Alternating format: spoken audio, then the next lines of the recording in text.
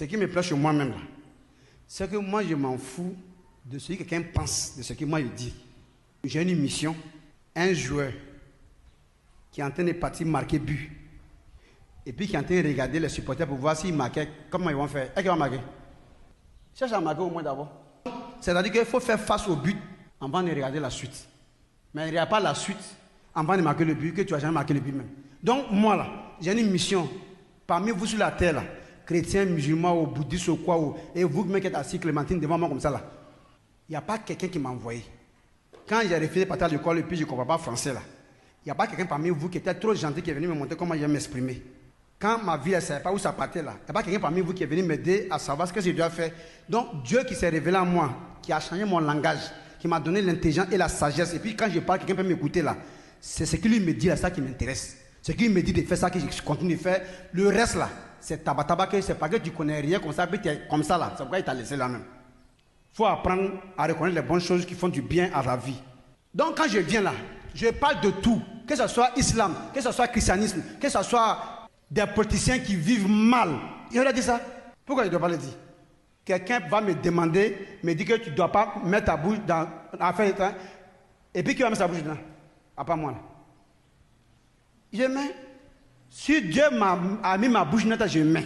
Maintenant, quand toi tu es plus fort que Dieu là, mais tu te lèves contre moi et puis contre mon Dieu là, toi savoir de quoi il s'agit, c'est tellement simple. Toi, nous on fait pour nous, toi tu fais pour toi. J'ai rencontré des professeurs en droit, mais ils n'ont pas fait 5 minutes avec moi. Il faut quitter devant moi. Je parle du blanc même qui a envoyé l'école de droit là. C'est lui qui cherche. Toi tu as parlé de droit avec moi. Il a posé la question à un juge. Il a son doctorat en droit. Il a dit il faut t'asseoir ici là. Première question. Monsieur le professeur, ça veut dire que tu as eu le doctorat.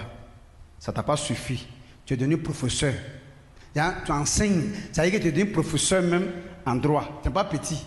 Mais tu es petit. Tu es grand devant les. Fais t'asseoir là. Je lui ai posé, dit, est-ce que tu peux me dire s'il y a une différence entre ce qui est juste et ce qui est honnête? Le professeur là, en droit et mariage, quand il dit non, il n'y a pas de différence, je ne vois pas. Il dit quoi? Il ne faut pas répéter ça. Hein? Entre ce qui est juste et ce qui est droit, il n'y a pas de différence. Il dit non, en tout cas, je ne vois pas. Il dit tu ne vois pas. Il dit d'accord, mais je vais te faire voir. Là. Que ce qui est juste est différent de ce qui est honnête. Il dit comment? Vous voyez la pochette là?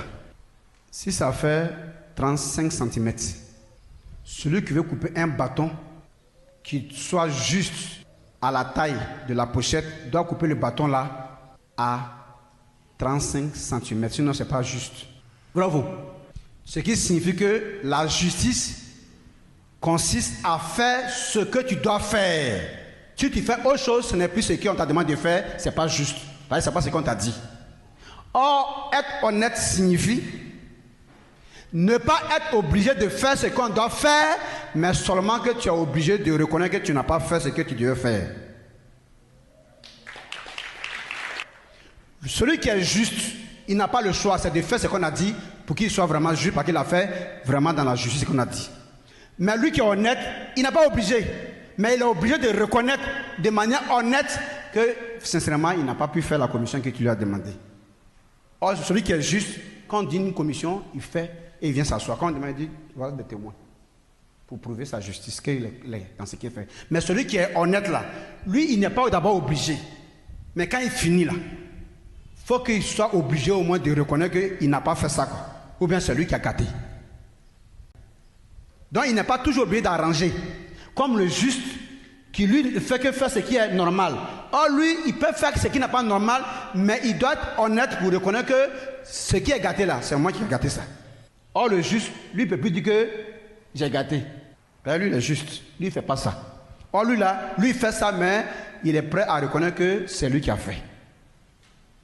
Donc dans la vie, soit vous faites ce qui est juste, soit si vous ne faites pas ce qui est juste, au moins sauvez votre justice par une honnêteté à reconnaître que c'est vous qui avez fait ce qui ne doit pas être fait et vous attendez maintenant la sentence. Donc si vous voulez finir une sentence, rentrez dans la justice. Si vous n'avez pas peur d'une sentence, alors cherchez au moins à être honnête, parce que vous n'avez pas peur, non? Donc dites ce que vous avez fait alors.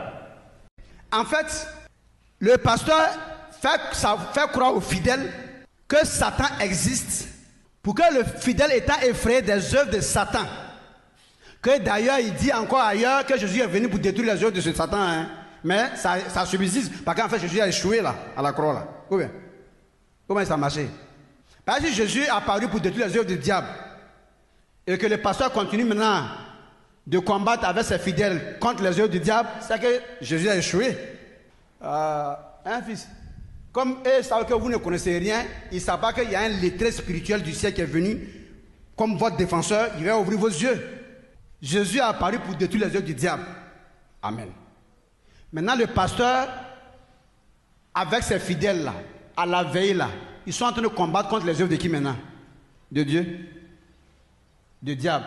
Contre les œuvres du diable, à nouveau que oui. Mais donc Jésus, il avait apparu, c'était pourquoi? Il a apparu, mais il a oublié ce côté-là.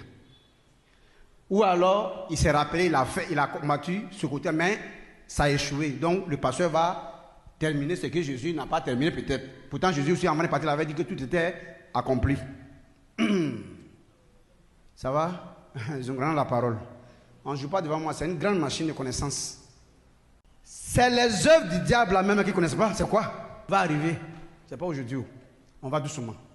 Quand la Bible dit que Jésus a apparu pour détruire les œuvres du diable, les œuvres du diable c'est quoi? Et le diable là c'est qui? Il faut connaître tout ça d'abord. Il faut connaître d'abord les œuvres du diable. Il faut d'abord connaître d'abord le diable c'est qui? Et ses œuvres c'est qui? Tous ces pasteurs qui me suivent là, mais il n'a qu'à parler. Mais est-ce que toi, tu parles ça avec quoi? Donc, toi, tu ne savais pas d'abord, puis tu as dit que Jésus a détruit, et puis tu continues de combattre les mêmes œuvres. Tu contredis ton maître. J'enseigne chaque chose en son temps. Quand mon père qui m'a envoyé me demande d'enseigner, mais je n'enseigne pas pour faire plaisir à quelqu'un qui veut savoir quelque chose quand lui veut. Tu as mon maître ou bien?